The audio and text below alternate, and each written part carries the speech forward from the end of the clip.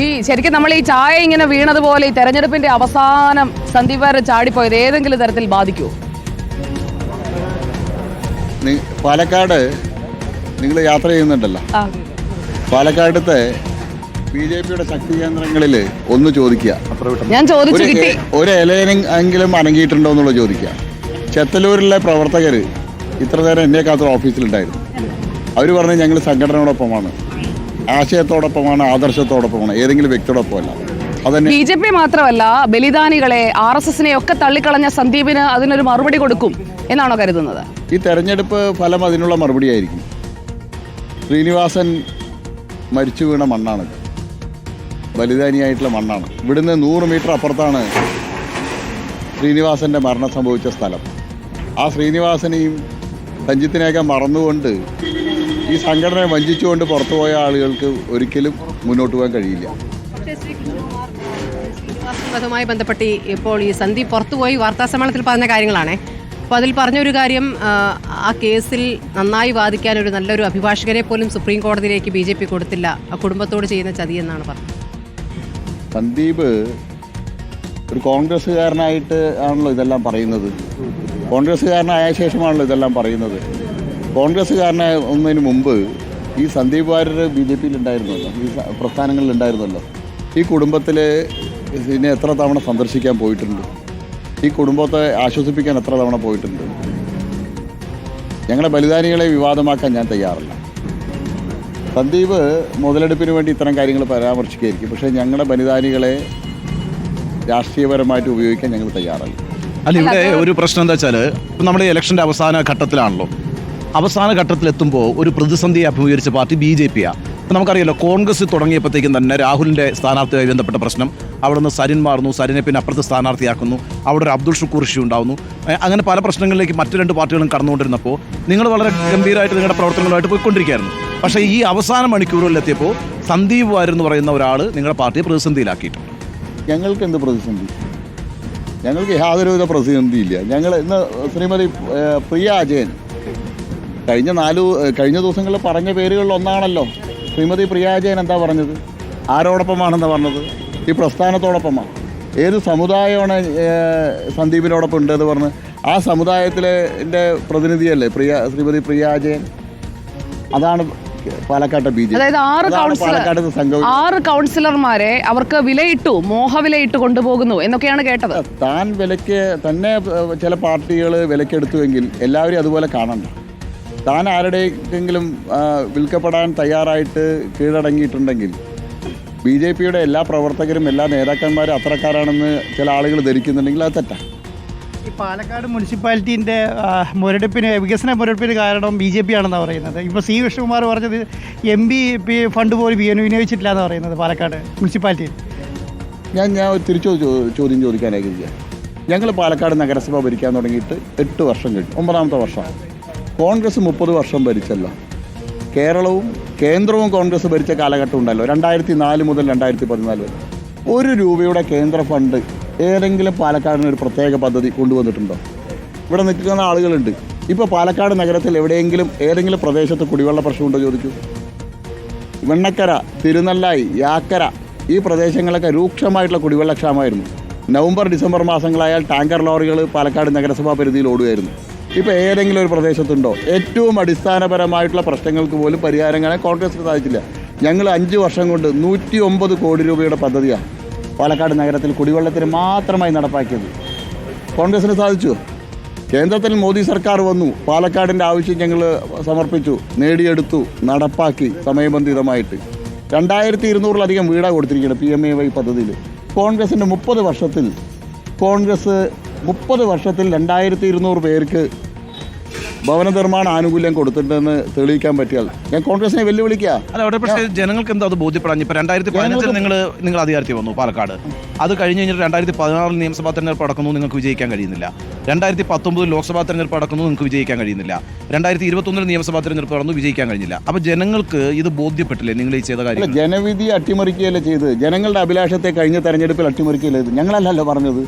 ആരാ പറഞ്ഞത്? കോൺഗ്രസിൻ്റെ പാളയത്തിലുണ്ടായിരുന്ന സരിന പറയുന്നത് കഴിഞ്ഞ തെരഞ്ഞെടുപ്പിൽ ഷാഫി ജയിച്ചത് നിഷേധാത്മക വോട്ട്, CPM-ന്റെ നിഷേധാത്മക വോട്ട് ഉണ്ട്.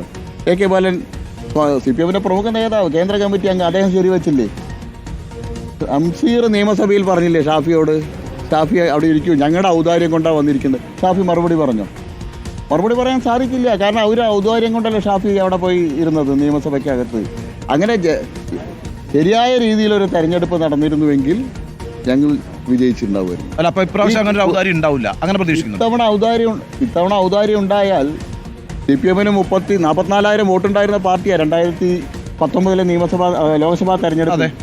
ആ പാർട്ടിയുടെ സ്ഥിതി എന്താന്ന്? 34. കഴിഞ്ഞ ലോക്സഭാ 34, 10,000 വോട്ടാണ് കുറഞ്ഞിരിക്കുന്നത്. ഇത്തവണ അത്തരമൊരു നീക്കം നടത്തിയാൽ CPM-ന് ചിലപ്പോൾ കെട്ടിവെച്ച കാശ് പോലും പാലക്കാട് നിയമസഭാ മണ്ഡലത്തിൽ ഉണ്ടാവില്ല. കാരണം CPM-ന്റെ അണികൾ വോട്ട് കഴിഞ്ഞ തവണ നിഷേധാത്മക വോട്ട് UDF-നാണ് പോയത്. ഇത്തവണ ആ വോട്ട് വരാൻ പോകുന്നത് NDA-ക്കായിരിക്കും. ഈ മെട്രോമാൻ ശ്രീധരന് കഴിഞ്ഞ പ്രാവശ്യം കിട്ടിയ വോട്ട്, ആ വോട്ട് സരിന് കിട്ടും, അതുകൊണ്ടാണ് സരിന് പാർട്ടി ചിഹ്നം കൊടുക്കാത്തതെന്ന് പറഞ്ഞത്. അതിനെന്താ അഭിപ്രായം? ഞാൻ ആ 34,000 സരിൻ നിലനിർത്തി കഴിഞ്ഞാൽ സന്തോഷം എന്നാണ് പറയുന്നത്. പാർട്ടിയുടെ അണികളോട് ചോദിക്കുക, എങ്ങനെയാണ് ഉൾക്കൊള്ളാൻ സാധിക്കുക? സരിനെയും സന്ദീപിനെയൊക്കെ സരിനെ CPM-കാർക്കും സന്ദീപിനെ എങ്ങനെയാണ് കോൺഗ്രസ്സുകാർക്കും ഉൾക്കൊള്ളാൻ കഴിയുക?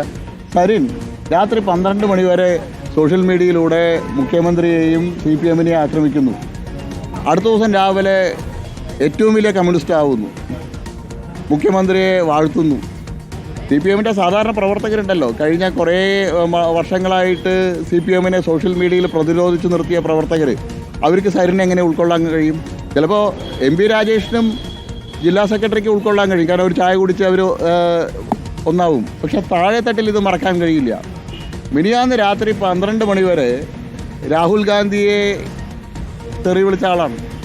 രാഹുൽ ഗാന്ധിയെ കോട്ടയ്ക്കലല്ല കുതിരവട്ടത്ത് ചികിത്സയ്ക്ക് കൊണ്ടുപോകണം പറഞ്ഞ ആളാണ്.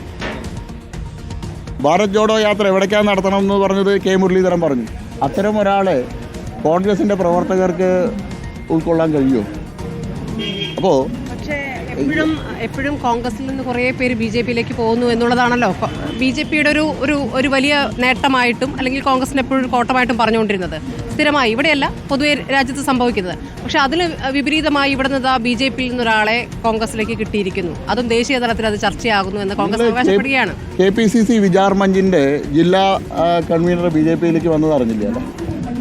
KPCC വിചാർ മഞ്ചിൻ്റെ കഴിഞ്ഞ 40-45 വർഷക്കാലമായിട്ട് കോൺഗ്രസിന് വേണ്ടി പ്രവർത്തിക്കുന്ന അവരുടെ ബാങ്ക് എംപ്ലോയീസിൻ്റെ സംസ്ഥാന പ്രസിഡൻ്റായിരുന്ന, ഇപ്പോൾ KPCC വിചാർ മഞ്ചിൻ്റെ ജില്ലാ പ്രസിഡൻ്റായിരുന്ന അദ്ദേഹം കഴിഞ്ഞ ഒരു 10 ദിവസം മുമ്പ് BJP-യിലേക്ക് വന്നു. അത് നിങ്ങൾ വാർത്തയാക്കിയില്ല.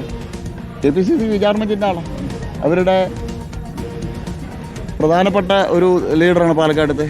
അദ്ദേഹം ഒന്നും ഒരു മാധ്യമങ്ങളും വാർത്തയാക്കിയില്ല. ഈ ശ്രീകൃഷ്ണകുമാർ പാലക്കാട് മത്സരിക്കുമ്പോഴേ ഈ ന്യൂനപക്ഷ വോട്ടിൽ എത്ര കഴിഞ്ഞ പ്രാവശ്യം, പ്രത്യേകിച്ച് മുസ്ലിം ന്യൂനപക്ഷ വോട്ട്, ഇവർ കോൺഗ്രസും CPM ഒക്കെ പറയുന്നത് മുസ്ലിം ന്യൂനപക്ഷങ്ങളുടെ വോട്ട് BJP കിട്ടില്ല എന്നുള്ള നിലയ്ക്കാണല്ലോ.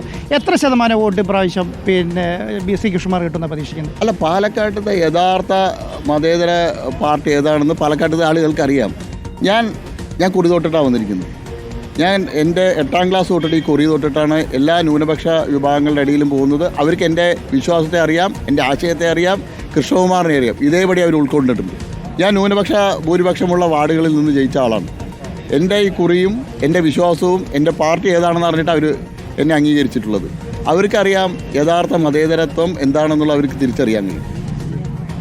വടക്കന്തരയിലും മൂത്താന്തരയിലും പോകുമ്പോൾ കുറി തൊടുകയും വടക്കന്തരയും മൂത്താന്തരയും കഴിഞ്ഞാൽ കുറി മായ്ക്കുകയും ചെയ്യുന്ന ആളുകളെ സംബന്ധിച്ച് പാലക്കാട്ടുകാർക്ക് തിരിച്ചറിയാനുള്ള കഴിവുണ്ട്. മൂത്താന്തര മൂത്താ സമുദായത്തിൽ ഈ സന്ദീപ് വാര്യർക്കുള്ള സ്വാധീനം എത്ര ശതമാനം, എത്രയുണ്ട്? സന്ദീപിന് എന്താ മൂത്താന്തരയായിട്ടുള്ള കണക്ഷൻ? സന്ദീപിന്റെ മൂത്താന്തരയായിട്ട് അമ്മ വീട് എവിടെയാണ്?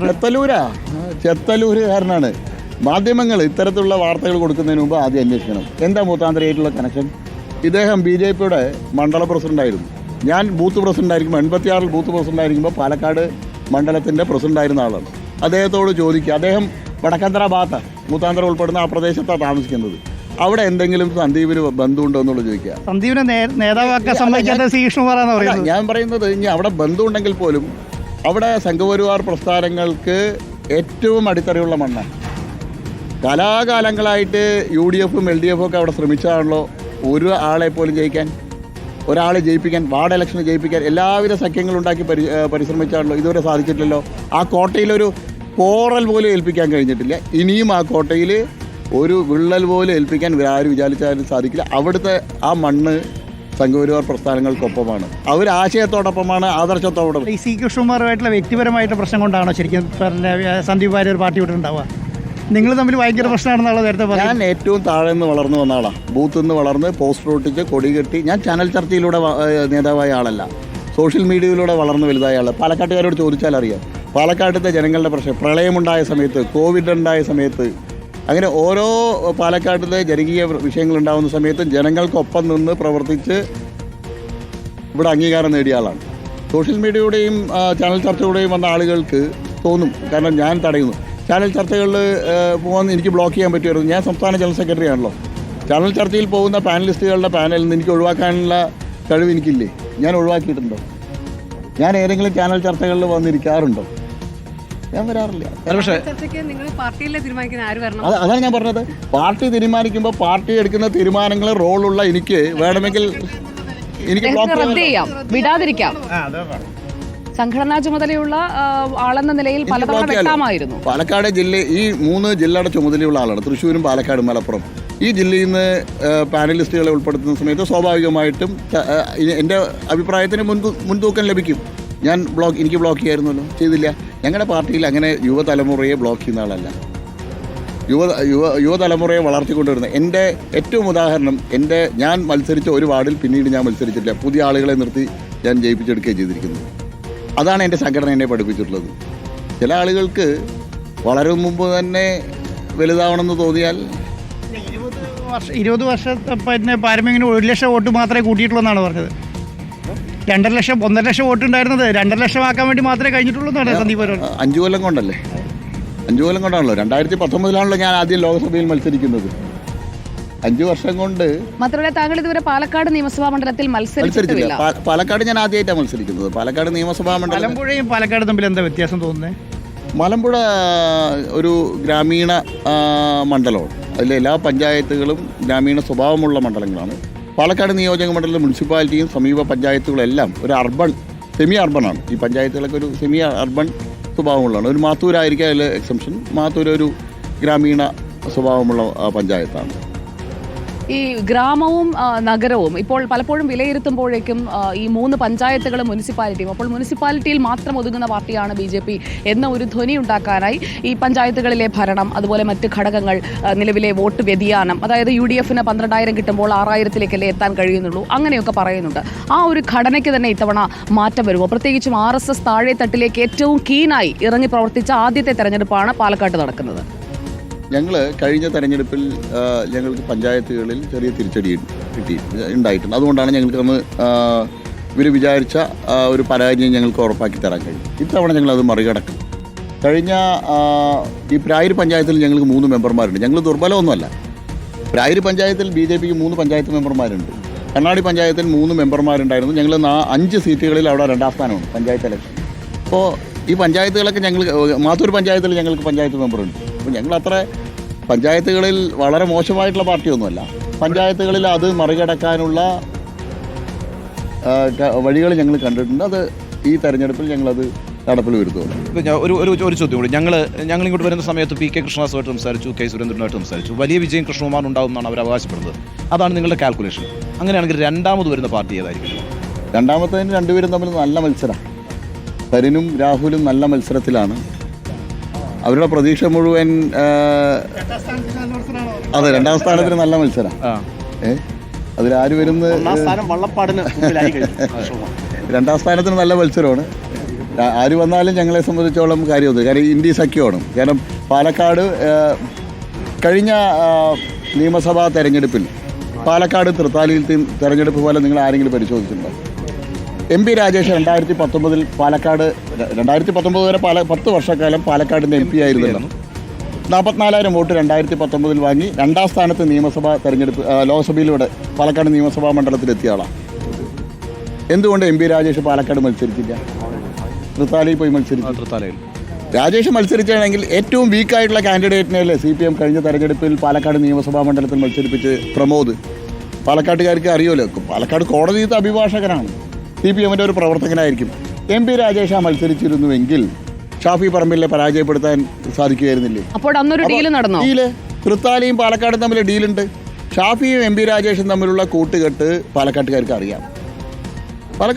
എന്തുകൊണ്ട് എം പി രാജേഷ് പാലക്കാട് നിയോജക മണ്ഡലത്തിൽ നിന്ന് 100 മീറ്റർ അപ്പുറത്തുള്ള കാടാങ്കോടല്ലേ താമസിക്കുന്നത്. ഇപ്പോൾ നമ്മുടെ സെറിൻ്റെ വീട് ആ പ്രദേശത്തല്ലേ രാജേഷ് താമസിക്കുന്നത്. രാജേഷിൻ്റെ കാലെടുത്ത് വെച്ചാൽ പാലക്കാട് മുനിസിപ്പാലിറ്റിക്കകത്താണ്. എന്തുകൊണ്ട് രാജേഷ് മത്സരിച്ചില്ല? 44,000 വോട്ട്, എനിക്ക് കിട്ടിയത് 40,000 വോട്ട്. 4,000 വോട്ട് BJP-ക്കാളും കൂടുതൽ കിട്ടിയ LDF-ൻ്റെ എം പി രാജേഷ് പാലക്കാട് മത്സരിക്കാതെ എന്തുകൊണ്ട് തൃത്താലയിൽ 55 കിലോമീറ്റർ അപ്പുറത്തുള്ള തൃത്താലയിൽ മത്സരിച്ചു? VT ബലറാമിനെ പരാജയപ്പെടുത്തേണ്ടതിൻ്റെ ആവശ്യം ഷാഫി പറമ്പിലുണ്ട്. ഷാഫി പറമ്പിൽ തൃത്താലിയിലെ കോൺഗ്രസ് വോട്ടുകൾ എം പി രാജേഷിന് കൈമാറി. പാലക്കാടത്തെ CPM വോട്ടുകൾ ഈ ഷാഫിയുടെ ഈ ഓപ്പറേഷനൊക്കെ പാലക്കാട്ടുകാർ തിരിച്ചറിയുമോ ഇക്കുറി? ഷാഫിയുടെ ഈ ഓപ്പറേഷൻസ്, ഈ വെച്ചുമാറലൊക്കെ അറിയാം. BJP കുറിച്ചാണ് ഡീൽ ആരോപണം ഉയരുന്നത്, അതുകൊണ്ടാണ് ചോദിച്ചത്. റിയൽ ഡീൽ മേക്കർ കഴിഞ്ഞ 21 വോട്ടർ ഈ ഡീലിനെ സംബന്ധിച്ച് കൃത്യമായിട്ടുള്ള ധാരണയുണ്ട്. ഈ ലോക്സഭാ തെരഞ്ഞെടുപ്പിൽ എന്താ സംഭവിച്ചത്? ഞങ്ങളുടെ വോട്ട് കൂടുകയല്ല ചെയ്ത്.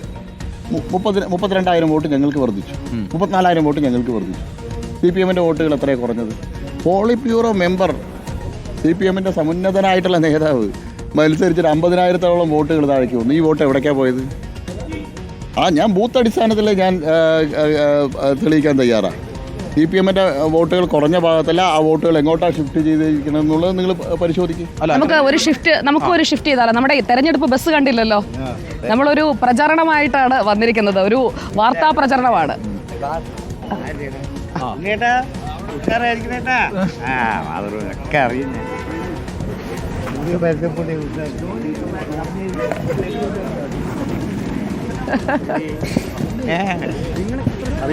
സംസാരിക്കുന്നുള്ളത് ആദ്യമായിട്ട് കേൾക്കണം. ഇപ്പോൾ ഞാനാണോ ചർച്ചകൾ നയിക്കുന്ന നിങ്ങളായാലും ശരി, സ്മൃതിയായാലും ശരി. അപ്പോൾ നമുക്ക് ബസ്സിലേക്ക് പോകാം. ബസ്സിലേക്ക് പതുക്കെ കയറാവുന്നതാണ്. നമ്മുടെ സ്ഥാനാർത്ഥിയെ നമ്മുടെ ബസ്സൊന്ന് കാട്ടിക്കൊടുക്കുകയും വേണം. നമ്മുടെ ബസ് എവിടെ? ആൻഡോ സാർ, ബസ് പോയോ? നമുക്ക് മാത്രമേ ബസ്സുള്ളൂ. അപ്പോൾ സ്ഥാനാർത്ഥിക്കൊപ്പം നമുക്ക് കുറച്ചൊരു നടത്തവുമാകും. ഈ ഒരുപാട് സ്ഥലങ്ങളിൽ പോയി. ഞാൻ അന്ന് കണ്ടതിനേക്കാളും കുറച്ച് കളറൊക്കെ മങ്ങിയിട്ടുണ്ടല്ലോ. എല്ലാ വീടുകളിലും കയറി വെയിലത്ത് നടന്നതിൻ്റെയാണോ? നല്ല വെയിലാണ്. കാലത്ത് 7 മണിക്ക് നടക്കാൻ തുടങ്ങിയാൽ രാത്രി വരെ വീട് കയറിയുള്ള വോട്ട് ചോദിക്കലാണ്. അപ്പോൾ പാലക്കാടത്തെ വെയിൽ ഉച്ചയ്ക്ക് 2 മണി വരെയൊക്കെയാണ് വീടുകൾ കയറുന്നത്. പക്ഷേ വെയിലത്ത് പാടില്ല. താമരയല്ലേ, വെയിലേറ്റ് പാടില്ല. ഞങ്ങൾ രാവിലെ തുടങ്ങിയിട്ട് റിപ്പോർട്ടർ TV ഒരു റോഡ് ഷോ പ്ലാൻ ചെയ്യാം. നിങ്ങൾ സ്ഥാനാർത്ഥികൾ ഒരു സൈഡിൽ കൂടെ പോകുമ്പോൾ ഞങ്ങളൊരു സൈഡിൽ കൂടെ പോയി ചോദിച്ചുകൊണ്ടിരിക്കുകയാണ്. അപ്പോൾ ഈ മലമ്പുഴയെ സംബന്ധിച്ചിടത്തോളം നേരത്തെ ഞങ്ങൾ പറഞ്ഞതുപോലെ ഗ്രാമീണർ കൂടുതലുള്ള സ്ഥലമാണ്. പക്ഷേ നിങ്ങൾക്കൊരു മുനിസിപ്പാലിറ്റി സ്വന്തമായിട്ട് കിട്ടിയ കേരളത്തിലെ ഏക സ്ഥലമാണല്ലോ പാലക്കാട്. അപ്പം ഈ 8 വർഷമായില്ലേ ഇപ്പോൾ മുനിസിപ്പാലിറ്റി? 8 വർഷമായി. 9 വർഷമാവും. അപ്പോൾ ഇതിനകത്ത് ഈ കേരള സർക്കാരിൻ്റെയോ കേന്ദ്ര പിന്നെ നമ്മുടെ ഈ MP ഫണ്ടൊന്നും കിട്ടാത്ത പ്രശ്നം നിങ്ങൾക്ക് ഉണ്ടായിരുന്നു ഇവിടെ? അമൃത് പദ്ധതിയിൽ 10% തദ്ദേശ സ്വയംഭരണ സ്ഥാപനങ്ങളോ അല്ലെങ്കിൽ MP-മാരോ സ്റ്റേക്ക് ഹോൾഡേഴ്സായ MLA-യോ MP-യാണ് തരേണ്ടത്. ഷാഫി പറമ്പിൽ 1 രൂപ പോലും ഈ 221 കോടി രൂപയുടെ പദ്ധതി പാലക്കാട് നഗരത്തിൽ നടക്കുന്ന സമയത്ത് MLA ഷെയറായിട്ട് തന്നിട്ടില്ല. MP രാജേഷ് 19 വരെ MP ആയിരുന്നു. MP രാജേഷ് 1 രൂപ തന്നിട്ടില്ല. VK ശ്രീകണ്ഠൻ കഴിഞ്ഞ 6 വർഷക്കാലം. ഇനി നമ്മുടെ ടാഗിലേക്ക് നോക്കി, MLA ആയി കഴിഞ്ഞാൽ ഇതാണ് ചെയ്യേണ്ടത്: ഫൈറ്റ് ഫോർ ജസ്റ്റിസ്, ജനങ്ങളുടെ നീതിക്ക്. ഉറപ്പല്ലേ? അപ്പോൾ ഈ മുടങ്ങിക്കിടക്കുന്ന പദ്ധതികളുടെ പേരിൽ അങ്ങോട്ടും ഇങ്ങോട്ടും പഴിചാറലാണ്. ശരിക്കും മുനിസിപ്പാലിറ്റി ചെയ്തില്ല എന്ന് MLA-യും MP-യും ഒക്കെ പറയുന്നുണ്ട്. ഞങ്ങൾ പഴിചാരുന്നില്ല. ഞങ്ങൾ ഡാറ്റ വെച്ചിട്ടാണ് സംസാരിക്കുന്നത്. ഡാറ്റ വെച്ചിട്ട് ഫാക്റ്റാണ് ഞങ്ങൾ പറയുന്നത്. അപ്പോൾ നമ്മൾ NDA സ്ഥാനാർത്ഥി നമ്മുടെ ഇലക്ഷൻ ബസ്സിലേക്ക് എത്തിക്കഴിഞ്ഞിരിക്കുകയാണ്. അപ്പോൾ നമ്മൾ തത്സമയം ഇങ്ങനെ പോയിക്കൊണ്ടിരിക്കുകയാണ്, ലൈവായിട്ട് പോയിക്കൊണ്ടിരിക്കുകയാണ് പരിപാടി. ഇങ്ങനെ ഒരു അനുഭവം ഈ പ്രചരണത്തിനിടയിൽ ആദ്യമല്ലേ? ആദ്യമായിട്ടാണ് ഒരു ഇത്തരത്തിലൊരു യാത്ര. നമ്മുടെ എല്ലാ പഞ്ചായത്തുകൾ, മുനിസിപ്പാലിറ്റി, മാഡം വരൂ, പഞ്ചായത്തുകൾ, മുനിസിപ്പാലിറ്റി എല്ലായിടത്തുകൂടെയും കടന്നു പോകുന്നുണ്ട്. അപ്പോൾ നമ്മൾ രാവിലെ ഒരു 11 മണിക്ക് തുടങ്ങിയ യാത്രയാണ്. പഞ്ചായത്തുകളിലെല്ലാം യാത്രയുണ്ടായിരുന്നു. പഞ്ചായത്തുകളിൽ പോയ സമയത്ത് കർഷകരെ കണ്ടില്ലേ? പാലക്കാടത്തെ 3 പഞ്ചായത്തുകളിലെ കർഷക വീടുകൾ കാണാമായിരുന്നു. ഓരോ കർഷകൻ്റെ വീടിന് മുന്നിൽ നിങ്ങൾക്ക് കാണാൻ കഴിയും നെൽച്ചാക്കുകൾ. 10 മുതൽ 100 ദിവസം വരെയായി കൊയ്ത്ത് കഴിഞ്ഞിട്ട്. ഇനിയും നെല്ലിൻ്റെ സംഭരണം പൂർണ്ണമായിട്ടുള്ള തോതിൽ ആരംഭിച്ചിട്ടില്ല. ഞങ്ങൾക്ക് തെരഞ്ഞെടുപ്പിന് മുന്നിൽ തന്നെ ഞങ്ങളുടെ ജനകീയ സമരം വിജയിച്ചു. പാലക്കാടത്തെ നെൽകർഷകരുടെ വിഷയം ആദ്യമായിട്ട് ഉയർത്തിയത് ഞങ്ങളാണ്. ഞങ്ങൾ ട്രാക്ടർ റാലി പ്രഖ്യാപിച്ചു. ഞങ്ങളുടെ ട്രാക്ടർ റാലി അറിഞ്ഞു, കോൺഗ്രസ് ട്രാക്ടർ റാലി നടത്തി. ഞങ്ങൾക്ക് കുഴപ്പമില്ല. ഞങ്ങൾ ചർച്ച ചെയ്ത പാലക്കാടത്തെ ജനകീയ വിഷയം ഏറ്റെടുക്കാൻ അവരും ഒന്നുമല്ല. അതാണ് ഒരു രാഷ്ട്രീയ പാർട്ടി. നിങ്ങൾ 10 മണിക്കോ മറ്റോ ആണ് സ്റ്റാർട്ട് ചെയ്യുമെന്ന് പറഞ്ഞു. അതിനു മുൻപേ രാവിലെ തന്നെ ഷാഫി ട്രാക്ടർ ഓടിച്ചു തുടങ്ങി. അതും BJPയുടെ അത്ര തന്നെ എണ്ണം. കഴിഞ്ഞ 13 വർഷമായിട്ട് ഇതുവരെ ട്രാക്ടർ ഓടിക്കാൻ തോന്നിയില്ലല്ലോ. പാലക്കാടത്തെ നെൽകർഷകരുടെ പ്രശ്നം ഇന്നും നിലയും തുടങ്ങിയതല്ലല്ലോ. നിയമസഭയിൽ ആരാ ഉന്നയിക്കേണ്ടത്? പാലക്കാടത്തെ നെൽകർഷകരുടെ വിഷയം ഈ 3 പഞ്ചായത്തിലെ ഏറ്റവും കൂടുതൽ കർഷകരുള്ള 3 പഞ്ചായത്തുകളാണ്. അവരുടെ പ്രധാന വരുമാന മാർഗം നെൽകൃഷിയാണ്. അവരുടെ പ്രശ്നം MLA ഇതുവരെ അറിഞ്ഞില്ല. ഞങ്ങൾ ട്രാക്ടർ ഓടിക്കാൻ തീരുമാനിച്ചപ്പോഴാണല്ലോ MLA അറിഞ്ഞത്. MLAയുടെ കണ്ണ് തുറപ്പിക്കാൻ മുൻ MLAയുടെ കണ്ണ് തുറപ്പിക്കാൻ ഞങ്ങൾക്ക് പറ്റുമല്ലോ. അതന്നെ ഞങ്ങളുടെ വിജയമാണ്. ഒരു കാര്യം ചോദിക്കട്ടെ, താങ്കൾ നേരത്തെ പറഞ്ഞല്ലോ, ഇപ്പോൾ ഈ ഡീലിൻ്റെ കാര്യം പറഞ്ഞല്ലോ, BJP സ്ഥാനാർത്ഥി ജയിക്കുന്ന ഒരു സാഹചര്യത്തിലേക്ക് വരുന്ന ഘട്ടത്തിൽ മതേതര വോട്ടുകൾ, അതായത് LDFന് ഒപ്പം നിന്നിരുന്ന മതേതര വോട്ടുകൾ അങ്ങനെയാണെങ്കിൽ ജയിക്കുന്ന സ്ഥാനാർത്ഥിക്ക് കൊടുത്തേക്കാം BJPയെ തോൽപ്പിക്കാൻ എന്ന രൂപത്തിൽ ചെയ്യാറുണ്ട്. അതാണ് സരിൻ അറിയാതെ പറഞ്ഞു പോയതും പിന്നെ AK ബാലൻ പിന്നീട് വിശദീകരിക്കുകയൊക്കെ ചെയ്തത്. അപ്പോൾ അത് ചെയ്യാറുണ്ട്. അത് ഡീലായിട്ട് കാണാൻ പറ്റുമോ? BJPയെ തോൽപ്പിക്കുക എന്ന ഒരു ഉദ്ദേശത്തോടു കൂടി വരുമ്പോൾ അത് ന്യൂനപക്ഷ വോട്ടുകളും ആ രൂപത്തിൽ ഏകീകരിക്കപ്പെടും. ഇത്തവണയും അതിനുള്ള സാധ്യതയില്ലേ? അല്ല, അങ്ങനെ മതേതര വോട്ടുകൾ മാത്രം പറയുന്ന ആളുകളാണെങ്കിൽ എന്തുകൊണ്ട് SDPI ഇപ്പോൾ പിന്തുണ പ്രഖ്യാപിച്ചത് ആർക്കാ? UDFനല്ലേ. PDPയുടെ പിന്തുണ ആർക്കാ? LDFനാണ്. SDPI മതേതര പാർട്ടിയാണ്.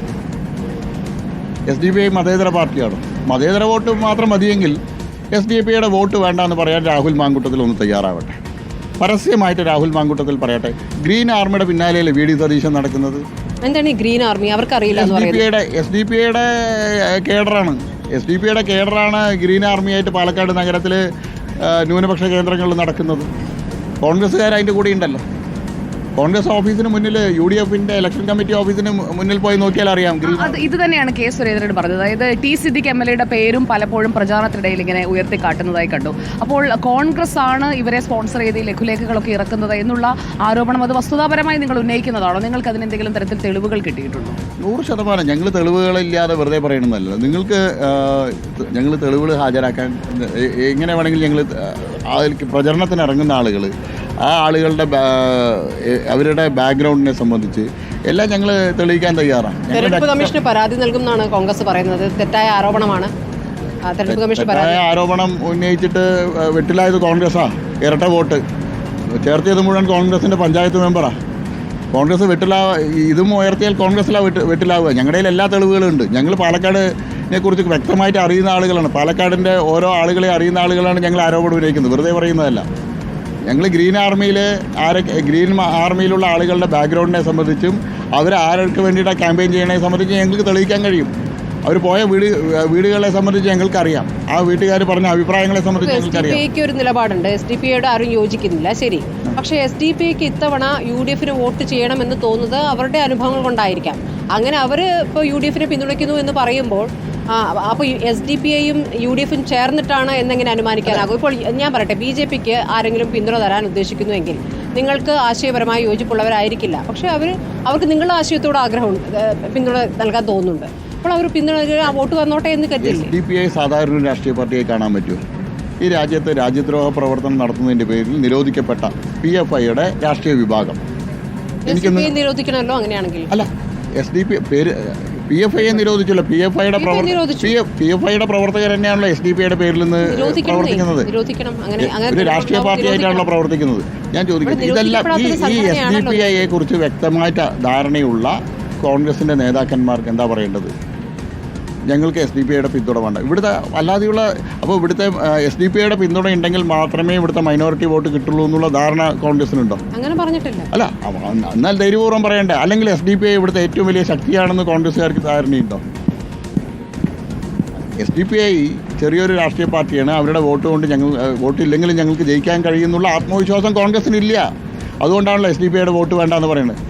ഞങ്ങൾക്ക് പിന്തുണ പറഞ്ഞാൽ ഞങ്ങൾ പറയും SDPIയുടെ രാജ്യദ്രോഹ പ്രവർത്തനം നടത്തുന്ന SDPIയുടെ വോട്ട് ഞങ്ങൾക്ക് വേണ്ട.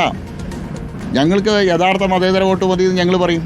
അത് പറയും. ഈ ഇലക്ഷൻ്റെ ഈ ഘട്ടത്തിൽ വലിയ രീതിയിൽ നിങ്ങൾ ഈ SDPI PFI പ്രശ്നം കോൺഗ്രസിനെതിരായിട്ട് ഉന്നയിക്കുന്നുണ്ട്. ഇപ്പം K സുരേന്ദ്രൻ തന്നെ ഇന്ന് പറഞ്ഞ വാക്ക് കോൺഗ്രസിൻ്റെ PFI വൽക്കരണമാണ് നടക്കുന്നത് എന്ന് പറയുന്നു.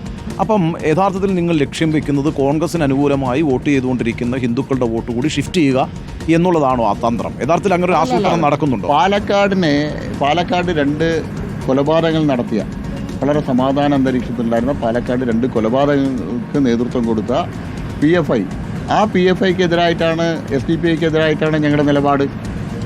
ആ ഇവിടുത്തെ ന്യൂനപക്ഷ സമുദായങ്ങൾ പോലും അവരെ അംഗീകരിക്കുന്നില്ല.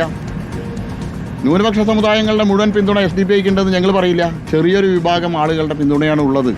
ആ SDPI, ചെറിയ വിഭാഗം ആളുകളുടെ പിന്തുണ മാത്രമുള്ള SDPI പോലും കോൺഗ്രസ് ഇവിടെ ഭയക്കുക. അവരുടെ പിന്തുണ പോലും ഒരു തെരഞ്ഞെടുപ്പിൽ ജയിക്കാൻ വേണ്ടിയിട്ട് കോൺഗ്രസ് അവരുടെ പിന്നാലെ പോലും നടക്കുന്നു എന്നുള്ളത് കോൺഗ്രസിൻ്റെ ഏറ്റവും വലിയ അധപതനമല്ലേ? ഇത്തവണത്തെ ന്യൂനപക്ഷ വോട്ടുകൾ ആർക്ക് പോകും? ഇത്തവണത്തെ ന്യൂനപക്ഷ വോട്ടുകൾ BJPക്ക് അനുകൂലമായി വരും. കാരണം പാലക്കാടത്തെ ന്യൂനപക്ഷങ്ങൾക്ക് അറിയാം, ഞങ്ങൾ 9 വർഷമായി പാലക്കാട് നഗരസഭ ഭരിക്കുന്നുണ്ട്. 24 സീറ്റുള്ള ഞങ്ങൾ 28 സീറ്റ് എത്തിയത് ന്യൂനപക്ഷങ്ങളോട് ഈ വോട്ട് ലഭിച്ചിട്ടാണ്. ഞങ്ങളുടെ V. നടേശൻ 3-ാം വാർഡിൽ ജയിച്ചത്. സുന്ദരൻകോളി പ്രദേശം നിങ്ങളൊന്ന് പോയി കാണണം. 60-65% മുസ്ലിം വോട്ടാണ്. സാധാരണക്കാരായ പാവപ്പെട്ട ഏറ്റവും സമൂഹത്തിലെ താഴെത്തട്ടിൽ ജീവിക്കുന്ന മുസ്ലിം സമുദായമുള്ള ഒരു വാർഡിൽ നിന്നാണ് ശ്രീ നടേശൻ ജയിച്ചത്. മനഃപൂർവ്വം അങ്ങനെ ഒരു തെറ്റിദ്ധാരണ പരത്താനുള്ള നീക്കമുണ്ട്, അതായത് മുസ്ലിങ്ങൾ മുഴുവൻ BJPക്ക് എതിരാണെന്ന്. പാലക്കാട് എൻ്റെ അനുഭവം വെച്ചിട്ട് ഇവിടുത്തെ മുസ്ലിം സമുദായം BJPക്ക് എതിരൊന്നുമല്ല. ഞങ്ങൾ നല്ല സൗഹാർദ്ദത്തിലാണ്. അവർ BJPയെ കാര്യമായിട്ട് സഹായിക്കുന്ന ജനവിഭാഗം തന്നെയാണ്. അവർക്ക് താമരയിൽ വോട്ട് ചെയ്യാനും മടിയില്ല. അവർ താമരയിൽ വോട്ട് രേഖപ്പെടുത്താറുമുണ്ട്. 55% പിന്നെ ന്യൂനപക്ഷമുള്ള വാർഡിൽ അങ്ങ് പിന്നെ ജയിച്ചിട്ടുണ്ട്, വാർഡിൽ ജയിച്ചിട്ടുണ്ടല്ലോ അല്ലേ? അപ്പോൾ അത് എന്താ ഡീല്? അത് നിങ്ങൾ തമ്മിലൊരു പിന്നെ സാധാരണ BJP സംവിധാനത്തിൽ നടക്കാത്തതാണല്ലോ. അവിടെ എൻ്റെ എതിർ സ്ഥാനാർത്ഥി ന്യൂനപക്ഷ വിഭാഗത്തിൽപ്പെട്ട ആളായിരുന്നു. CPMൻ്റെ 30 കൊല്ലത്തെ കൗൺസിലറായിരുന്നു അവിടെ. അദ്ദേഹത്തെക്കാളും വിശ്വാസം BJPയുടെ നേതാവായ എന്നിൽ അവിടുത്തെ ന്യൂനപക്ഷ സമുദായത്തിന് വരണമെങ്കിൽ അതാണ് പാലക്കാട്ടത്തെ BJP. അവരുടെ പ്രശ്നങ്ങൾക്കൊപ്പം, അവരുടെ കാര്യങ്ങൾക്കൊപ്പം നിൽക്കുന്ന, അവരുടെ ഇടയിൽ ജീവിക്കുന്ന ആളുകളാണ് BJPയുടെ പാലക്കാട്ടത്തെ നേതാക്കന്മാർ. അവർക്ക് കൃത്യമായിട്ട് അറിയാം, ഞങ്ങൾ വർഗീയവാദികളല്ല, യഥാർത്ഥ മതേതരവാദികളാണെന്നുള്ളത് അവർക്കറിയാം. മറ്റ് 2 മുന്നണികളും തെരഞ്ഞെടുപ്പ് സമയമാവുന്ന സമയത്താണ് ന്യൂനപക്ഷങ്ങളുടെ പിന്നാലെ പോകുന്നതെന്നും അവരുടെ നിത്യേനയുള്ള പ്രശ്നങ്ങൾക്ക് പരിഹാരം കാണാൻ അതിന് കൂടെ നിൽക്കുന്നത് BJPയുടെ നേതാക്കളാണ് എന്നുള്ളത് അവർക്ക് തിരിച്ചറിയാൻ കഴിയും. അതുകൊണ്ടാണ് അവർ ഞങ്ങളെ ജയിപ്പിക്കുന്നത്. അത് പക്ഷേ വാർഡ് തലത്തിലൊരു രാഷ്ട്രീയമാണ് അല്ലേ? പക്ഷെ നിയമസഭ എന്നൊക്കെ പറയുമ്പം, അല്ലെങ്കിൽ പാർലമെന്റ് എന്നൊക്കെ പറയുമ്പം അത് പോളിസി മേക്കിങ്ങിൻ്റെ ഒരു സ്ഥലമാണ്. അവിടെ നിങ്ങൾ വേണ്ട എന്ന് മുസ്ലിങ്ങൾ തീരുമാനിക്കുന്നുണ്ട്. അതുകൊണ്ട് മുസ്ലിങ്ങൾ കോൺഗ്രസിനോ അല്ലെങ്കിൽ ഇടതുപക്ഷത്തിനോ വോട്ട് ചെയ്യുന്നുണ്ട് അല്ലേ? അപ്പം നിയമസഭയിലേക്ക് താങ്കൾ ഈ മത്സരിക്കുന്ന സമയത്ത് താങ്കൾ ആ വാർഡിൽ ജയിച്ചപ്പോൾ കിട്ടിയ പിന്തുണ കിട്ടണമെന്നില്ല, അതിനുള്ള സാധ്യതയുമില്ല. കാരണം അങ്ങനെ ഒരു ചരിത്രമില്ല അല്ല. ഈ നിയമസഭാ തെരഞ്ഞെടുപ്പ് കഴിയുമ്പോൾ, ഈ ഉപതെരഞ്ഞെടുപ്പ് കഴിയുമ്പോൾ റിസൾട്ട് വരുമ്പോൾ നമുക്കറിയാം മുസ്ലിം ന്യൂനപക്ഷ മേഖലയിൽ പോലും ഞങ്ങൾക്ക് ലീഡ് ഉണ്ടാവും. ഈ പള്ളികളിൽ ഇമാമുകൾ പ്രസംഗിച്ചു എന്ന് കേൾക്കുന്നു. ഇത്തവണ ഏത് രൂപത്തിൽ ആലോചിക്കണമെന്ന്? ഏത് രൂപത്തിലാണെന്നൊന്നും പറഞ്ഞിട്ടില്ലല്ലോ. BJPക്കെതിരെയാണ്. പാലക്കാട് ബിഷപ്പ് എന്താ പറഞ്ഞത്? അത് ശരിയാ. അല്ല, ക്രൈസ്തവ വിഭാഗം എന്താ പറഞ്ഞത്? ബിഷപ്പ് പറഞ്ഞത് BJP 3 സ്ഥാനാർത്ഥികൾ വിജയിച്ചാലും ഞങ്ങൾ കുഴപ്പമില്ല, BJPയോട് ഞങ്ങൾക്ക് തൊട്ടുകൂടായ്മയില്ല. അതാണ് പാലക്കാടത്തെ മുനമ്പം വിഷയം നിങ്ങൾ ഉയർത്തിക്കൊണ്ടുവരുന്നത് ഇപ്പോൾ ഈ ഇലക്ഷനുമായി ബന്ധപ്പെട്ടിട്ടാണോ? അല്ലല്ലോ, തെരഞ്ഞെടുപ്പിന് മുമ്പല്ല. ഈ നിയമസഭാ തെരഞ്ഞെടുപ്പിന് മുമ്പ് തന്നെ മുനമ്പത്ത് സമരമുണ്ട്. ആ നിയമസഭാ ഉപതെരഞ്ഞെടുപ്പ് പ്രഖ്യാപിക്കുന്നതിന് മുമ്പ് തന്നെ BJP മുനമ്പം വിഷയത്തിൽ അവിടെ കുടിയിറക്കപ്പെടുന്ന ആളുകളുടെ ഒപ്പമാണെന്നുള്ളത് ഞങ്ങൾ പ്രഖ്യാപിച്ചിട്ടുണ്ട്. 2 മുന്നണിയും പോയത് ഈ അടുത്താണ്. അല്ല, പക്ഷേ പാലക്കാട് ഈ തെരഞ്ഞെടുപ്പിൻ്റെ പ്രചാരണ ചൂടിനിടയിലും അങ്ങ് മുനമ്പത്ത് വന്ന് ഐക്യദാർഢ്യം പ്രഖ്യാപിക്കാനും സമയം കണ്ടെത്തുകയും അതിന് ശ്രമിക്കുകയൊക്കെ ചെയ്തത് പാലക്കാട് ഏതാണ്ട് നല്ലൊരു ശതമാനം, ഒരു 10,000 വോട്ടെങ്കിലും ഉണ്ടാവുമല്ലോ അല്ലേ? ക്രിസ്ത്യൻ വിഭാഗത്തിന് 7,000 വോട്ടുണ്ട്. ആ 7,000 വോട്ട് വളരെ നിർണായകവുമാണ് ഈ മണ്ഡലത്തിൽ. അപ്പം താങ്കളുടെ ഈ മുനമ്പം യാത്ര എന്ന് പറയുന്നത് ക്രൈസ്തവ വിഭാഗത്തെ കൂടി പിടിക്കുക എന്നുള്ള ഉദ്ദേശത്തിലാണോ? കാരണം തൃശ്ശൂരിൽ അത് നിങ്ങൾ വിജയിച്ചിട്ടുണ്ട്. അതുകൊണ്ടാണല്ലോ സുരേഷ് ഗോപി പിന്നെ MP ആയി വിജയിച്ചു വന്നത്. കുറഞ്ഞൊരു 30% ക്രിസ്ത്യന് വോട്ട് കിട്ടിയിട്ടുണ്ടെന്നാണ് നിങ്ങളുടെ പാർട്ടിയുടെ വിലയിരുത്തലും. അപ്പോൾ അതേ സാഹചര്യം തന്നെ ഉണ്ടാക്കിയെടുക്കുക പാലക്കാട്, അങ്ങനെ ഒരു നീക്കമുണ്ടോ? അല്ല, പാലക്കാട് ക്രിസ്ത്യൻ വിഭാഗത്തിന് മാത്രമല്ല ആശങ്ക. ഇപ്പോൾ ഇവിടെ വ്യാപകമായിട്ട് കൽപ്പാത്തിയും നൂറണിയും വെണ്ണക്കരിയും അതുപോലെ തന്നെ പല പ്രദേശങ്ങളും ഇതുപോലെ തന്നെ ഈ ലിസ്റ്റിലുണ്ട് എന്നുള്ള പ്രചരണം. പാലക്കാട്ടും വഖഫ് ലിസ്റ്റ് ഒരു ഭീഷണിയായി നിൽക്കുന്നു എന്നുള്ളത് രഥോത്സവത്തിൻ്റെ സമയത്ത് കൽപ്പാത്തിയിൽ രഥോത്സവം നാളെ രാവിലെ അമ്പലത്തിൽ പോയ സമയത്ത് എന്നോട് ചോദിച്ചത്, എന്നെ ആത്തും ഇന്ന ലിസ്റ്റിൽ ഇരിക്കാ തെരിയുമാ ചോദിച്ചു ഒരു മാമി. അവരുടെ വീട് ഇതിൽ ഉൾപ്പെട്ടിട്ടുണ്ടോയെന്നാണ് ചോദിച്ചത്. അപ്പോൾ ഞാൻ പറയും എനിക്ക് അങ്ങനെ ഒരു ലിസ്റ്റ് എൻ്റെ അറിവിലില്ല. അങ്ങനെ ലിസ്റ്റ് ഉണ്ടെങ്കിൽ നമുക്കത് എന്തെങ്കിലും അങ്ങനെ ഒരു പ്രശ്നം വരുന്ന സമയത്ത് ഞങ്ങളെല്ലാം കൂടിയുണ്ട്. അപ്പോൾ വലിയൊരു ആശങ്ക ജനങ്ങളുടെ അടിയിലുണ്ട്. അത് അവർ ഈ മുനമ്പം വിഷയം സംബന്ധിച്ചെല്ലാം ചാനലുകളിൽ കാണുന്നുണ്ട്, പത്രങ്ങളിൽ കാണുന്നുണ്ട്.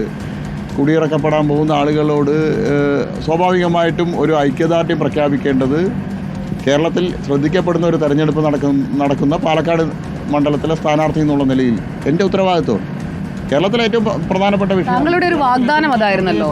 താങ്കളുടെ ഒരു വാഗ്ദാനവും അതാണ്. കാരണം മറ്റ് 2 സ്ഥാനാർത്ഥികളും മുനമ്പത്തിന് വേണ്ടിയുള്ള ശബ്ദമാകും നിയമസഭയിൽ എന്ന് പറയുന്നില്ല, പക്ഷേ താങ്കൾ പറയുന്നുണ്ട്. അപ്പോൾ അത് ആലോചിച്ചെടുത്ത തീരുമാനമാണ്. 2 മുന്നണികളും ഐക്യകണ്ഠേനയാണല്ലോ വഖഫിനെതിരെ ഭേദഗതി ബില്ലിനെതിരായിട്ട് പ്രമേയം പാസ്സാക്കിയത്. അപ്പോൾ അങ്ങനെ ഐക്യകണ്ഠേന കേരള നിയമസഭയിൽ ഇത്തരത്തിലുള്ള ബില്ലുകൾ പാസ്സാവരുത്. കാരണം എതിർ ശബ്ദം വേണം നിയമസഭയിൽ. കാരണം ഈ അതിൻ്റെ പ്രശ്നങ്ങളാണല്ലോ ഇപ്പോൾ മുനമ്പംകാർ അനുഭവിക്കുന്നത്. അതിനുള്ള പരിഹാരമായിട്ടാണല്ലോ ഭേദഗതി ബില്ല് വരുന്നത്. ആ ഭേദഗതി ബില്ലിനെ നിയമസഭയിൽ ഒന്നിച്ച് അതിനെ എതിർത്ത് പ്രമേയം പാസ്സാക്കിയ ആളുകൾ ഇപ്പോൾ മുനമ്പത്ത് സന്ദർശിക്കാൻ പോകും. അവരോട് പറയുന്നത് നിങ്ങൾക്ക് യാതൊരു ആശങ്കയും വേണ്ടെന്ന്. അപ്പോൾ ഈ പ്രമേയം പാസ്സാക്കുന്നതിന് മുമ്പ് ഈ കാര്യങ്ങൾ ചിന്തിക്കണമായിരുന്നല്ലോ. അപ്പോൾ അവർക്കൊരു മോറൽ സപ്പോർട്ട് കൊടുക്കുക എന്നുള്ളത് ഒരു പൊതുപ്രവർത്തകൻ എന്നുള്ള നിലയിൽ എൻ്റെ ഉത്തരവാദിത്തത്തോട് ഞാൻ അവരെ പോയി കണ്ട് പിന്തുണ പ്രഖ്യാപിച്ചു. ഈ 2016 നടന്ന തെരഞ്ഞെടുപ്പിൽ ശോഭാ സുരേന്ദ്രൻ നല്ല രീതിയിൽ വോട്ട് വർദ്ധിപ്പിച്ചല്ലോ. BJPയുടെ 40,000-ഓളം വോട്ട് അവർക്ക് കിട്ടിയ ആ സമയത്ത്. 2021 ശ്രീധരൻ നല്ല പ്രകടനം കാഴ്ചവെച്ചു. 50,000-ന് മുകളിൽ വോട്ട് ലഭിച്ചു. പക്ഷേ 2024 ലോക്സഭാ തെരഞ്ഞെടുപ്പിൽ താങ്കൾ മത്സരിക്കുമ്പം പാലക്കാട് മണ്ഡലത്തിൽ ശ്രീധരന് കിട്ടിയ വോട്ട് കിട്ടിയില്ല, കുറയുകയാണ് ചെയ്തത്. അപ്പോൾ 50,000-ന് മേൽ വോട്ട് പിടിച്ചാൽ മാത്രമേ ഈ മണ്ഡലത്തിൽ ജയിക്കാൻ കഴിയുള്ളൂ. അതാണല്ലോ അതിൻ്റെ ഒരു സ്ട്രക്ചർ എന്ന് പറയുന്നത്. അപ്പം 10,000-ഓളം വോട്ട് താങ്കൾക്ക് വർദ്ധിപ്പിക്കേണ്ടതുണ്ട്. 10,000-12,000 വോട്ട് വർദ്ധിപ്പിക്കേണ്ടതുണ്ട്. ആ വോട്ട് എവിടുന്നാണ് താങ്കളിലേക്ക് എത്തുക? ഒന്ന് ലോക്സഭാ തെരഞ്ഞെടുപ്പത്തെയും അസംബ്ലി തെരഞ്ഞെടുപ്പത്തെയും താരതമ്യം ചെയ്യണ്ട. ശരി, ഷാഫി പറമ്പിലിന് എത്രയായി വോട്ട് കിട്ടി? 53,000. അതെ, 53,000. ആ വോട്ട് ശ്രീകണ്ഠന് കിട്ടിയിട്ടില്ല. അപ്പം പക്ഷെ നിങ്ങൾ തമ്മിലുള്ള ഗ്യാപ്പ് എന്ന് പറഞ്ഞാൽ 50,000 ശിഷ്ട വോട്ടിന്റെ പോളിംഗ് കുറവായിരുന്നു.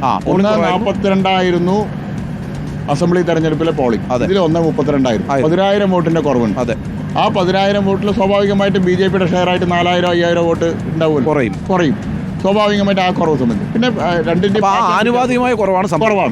പിന്നെ ലോക്സഭാ തെരഞ്ഞെടുപ്പിൽ വിജയപ്രതീക്ഷയുള്ള സ്ഥാനാർത്ഥികൾക്ക് വോട്ട് ചെയ്യുന്ന ഒരു പെർസെൻറ്റേജ് ഉണ്ട്. സ്വാഭാവികമായിട്ട് ആ വോട്ട് UDFന് അനുകൂലമായി പോയിട്ടുണ്ടാവും.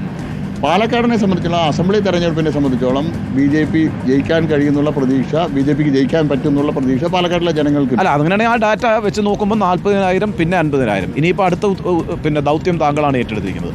അത് 55-ൽ എത്തിക്കുക എന്നുള്ളതാണ്.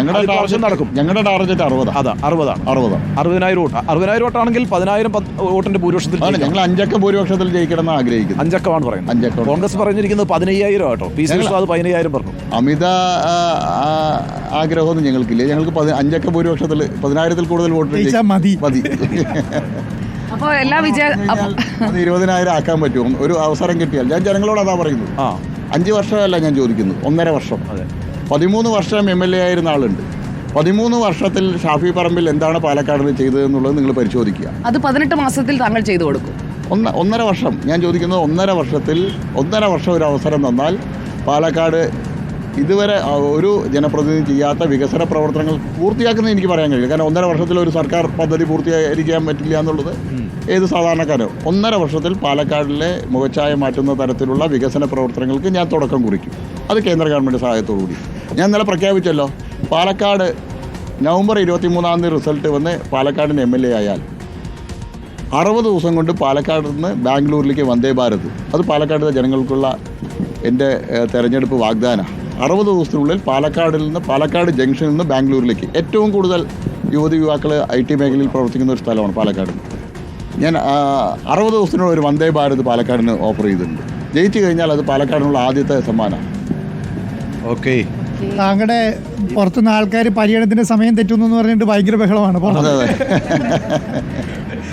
പക്ഷേ നമ്മുടെ കൂടെയുള്ള ഈ ഒരു യാത്ര ഈ ഒരു തെരഞ്ഞെടുപ്പ് കാലത്ത് ഒരു വേറിട്ട അനുഭവമായെന്ന് കരുതാമല്ലോ അല്ലേ? എ സിയിലായതുകൊണ്ട് സുഖം, നല്ല ചുട്ട വെയില. സത്യം അല്ലേ, പുറത്ത് ഭയങ്കര ചൂടല്ലേ? അതെ, ഭയങ്കര ചൂടാ. ഇങ്ങനെ എ സിയിൽ ഇത്രയും നേരം ഇരുന്നിട്ടുണ്ടാവും പ്രചരണം തുടങ്ങിയ ശേഷം അല്ലേ, ഇല്ല, ഇരിക്കാൻ പറ്റാറില്ല. ഈ സമയത്ത് ഇത്രയും ചൂടേ ഉള്ളൂ സാധാരണ പാലക്കാട്? അല്ലല്ല, ഏപ്രിൽ മെയിലാണ് ഏറ്റവും കൂടുതൽ. 42-43 ഡിഗ്രി എത്തും. Okay okay. കഴിഞ്ഞ ലോക്സഭാ തെരഞ്ഞെടുപ്പ് സമയത്ത് നല്ല ചൂടായിരുന്നു, ഭയങ്കര ചൂടായിരുന്നു. അപ്പോൾ പാലക്കാടിന്റെ കൃഷ്ണകുമാറിന് എന്നാണ് വിശേഷണം, മറ്റു വിശേഷണങ്ങളൊന്നുമല്ല. അപ്പോൾ എല്ലാ വിജയാശംസകളും. നമുക്കിപ്പം NDA സ്ഥാനാർത്ഥി C. കൃഷ്ണകുമാറാണ് ഉണ്ടായിരുന്നത്. ഇപ്പോൾ നമ്മുടെ തെരഞ്ഞെടുപ്പ് ബസ്സിന്റെ പര്യടനം ഇങ്ങനെ തുടരുകയാണ്. അതിനിടയിൽ നമ്മുടെ കൂടെ ഇത്ര നേരം യാത്ര ചെയ്തതിന് ഒരിക്കൽ കൂടി താങ്ക് യു. നമ്മൾ ഈ പര്യടനം ഇങ്ങനെ തുടരുകയാണ്. നമ്മൾ പര്യടനം നിർത്തുന്നില്ല, 10 മണി വരെ പര്യടനമാണ്. എല്ലാ വോട്ടർമാരെയും ഞങ്ങളും കാണുന്നുണ്ട്.